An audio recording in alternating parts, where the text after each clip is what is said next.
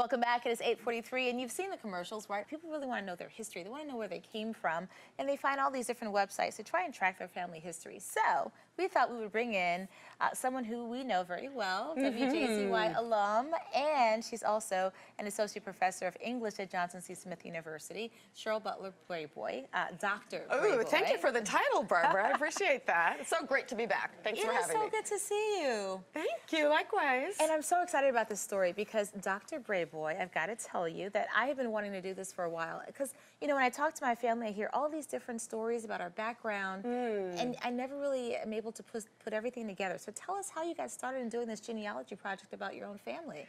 All right. So I have to thank my cousin, Terry Franklin, who is an attorney out in Los Angeles, because he did all of the heavy lifting. He went to Ancestry.com, combed through the records there, and he also went to the courthouse, Duval County Courthouse in Jacksonville, Florida, dug up a whole bunch of stuff. And you see here, that's actually my great-great-great-grandmother. Oh, my gosh. Sarah Sutton Sumner. And the gentleman was my great-great-grandfather, George. And Sarah was a slave.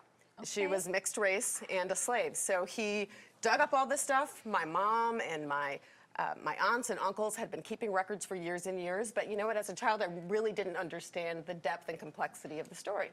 So now that you are, and you're doing a documentary on this, correct? Correct. I think this is video from some of the stuff that you've compiled thus far. Yeah, and that's Terry there. Oh, okay, your cousin. Right, right, right. Okay, so what has been the most surprising finding for you thus far? Well, for years and years, we went to this family reunion called the Sutton Sumner Crim Family Reunion, and there's George Sumner right there. But it all started with John and Lucy. John Sutton was a white man who was a slave owner, born in 1770 in Pitt, North Carolina. And Lucy was his slave and his true love, apparently, according to the documents, for years and years and years. You see my ancestors there.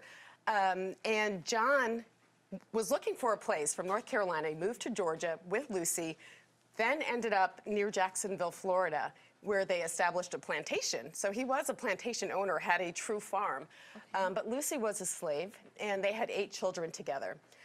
Easter was the oldest of the children. It was Easter, David, Maria, Sarah, my great-great-great-grandmother, 8 children, 6 grandchildren together in Jacksonville. And upon John's death, right, he was sick for years and years, but he did write a will, and the will is where we really traced the family history and the idea that he set my ancestors free. Oh my gosh, that must be so amazing. You have a daughter. You know, how important is this for her to really know her history? Because they always say you don't know where you're going unless you know where you're from. Yeah, well, it's really exciting to be able to tell her this story. I mean, I didn't know this history my entire life. Growing up in a very multicultural suburb of Chicago, people were always like, well, what are you? Where are your ancestors from? And I never really knew. I knew that I was a descendant of slaves, had no idea I was the descendant of a slave master and a slave, and several generations. Who were in love. I think that's a big thing. Who were in love. Now, you know, slavery was cruel, and we know that history. We don't know so much about these liaisons that occurred between slave masters and their slaves. Apparently, he never married anyone else. According to the miscegenation laws of the time, it was illegal for a slave master and a slave, a white man and a black woman, to get married. So they apparently lived together. So we're working on a documentary, and I'm hoping that it comes together. And you'll share that with us, I'm sure. I can't wait to do that.